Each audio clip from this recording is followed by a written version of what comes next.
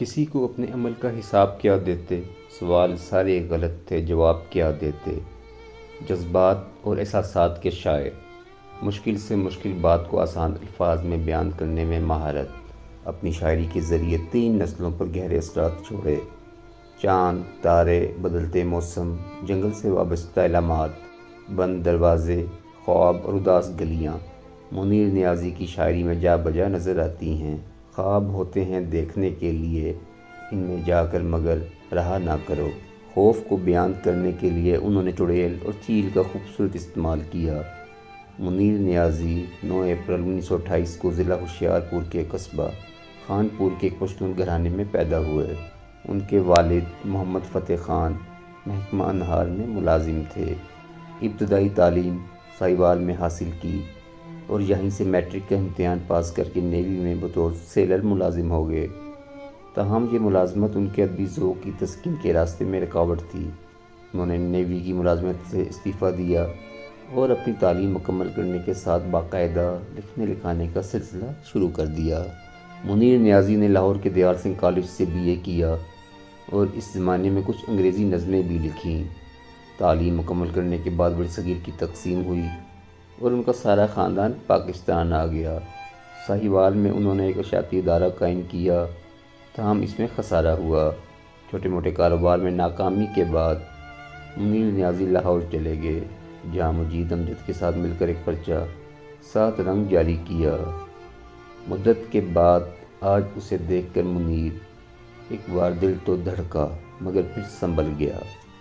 منیر نیازی کے اردو شاعری کے 13، پنجابی کے 3 اور انگریزی کے 2 مجموعے شائع ہوئے۔ ان کے اردو مجموعوں میں بے وفا کا شہر، تیز ہوا اور تنہا پھول، جنگل میں دھنک، سفید دن کی ہوا اور ماہ منیر نمایاں ہیں۔ ایک اور دریا کا سامنا تھا منیر مجھ کو، میں ایک دریا کے پار اترا تو میں نے دیکھا۔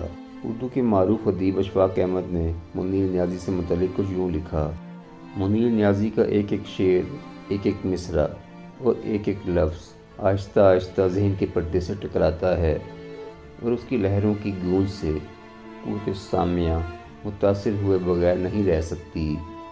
منیر نیازی کسی شاعر کو خاطر میں نہیں لاتے تھے۔ انہیں میر غالب اور سراج اورنگ آبادی پسند تھے۔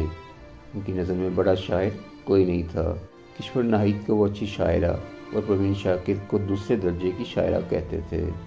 ایک مرتبہ ریڈیو کے مشاعرے میں منیر نیازی کے سبھی مخالف شعراء موجود تھے۔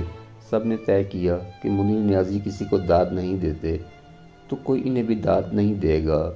منیر نیازی کی باری آئی تو چپ کا عالم تھا۔ ایسے میں وہ شعر پڑھتے خود ہی واہ واہ کرتے، اس پر سب ہنس دیے اور پھر پروڈیوسر کی مداخلت پر باقاعدہ داد دینے لگے۔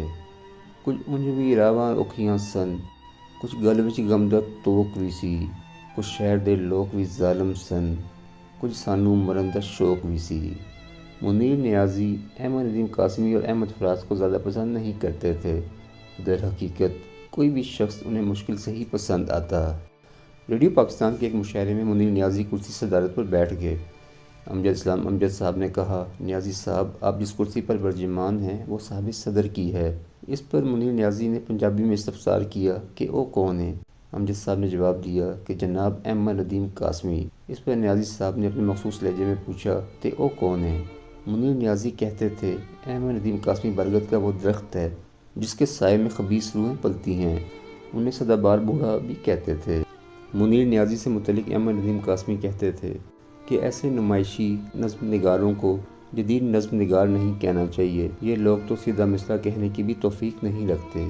منیر نیازی شراب کو اپنے علاوہ سب کے لیے برا کہتے۔ آخری عمر میں ان کو سانس کی بیماری ہو گئی اور 26 دسمبر 2006 کو ان کا انتقال ہوا۔ وہ لاہور کے قبرستان میں آسودہ خاک ہیں۔ حکومت پاکستان نے ادبی خدمات کے اعتراف میں منیر نیازی کو استعارہ امتیاز اور پرائڈ آف پرفارمنس سے نوازا۔ زندہ رہے تو کیا ہے جو مر جائیں ہم تو کیا، دنیا سے خاموشی سے گزر جائیں ہم تو کیا۔ اسے واپس بلانا ہو ہمیشہ دیر کر دیتا ہوں میں۔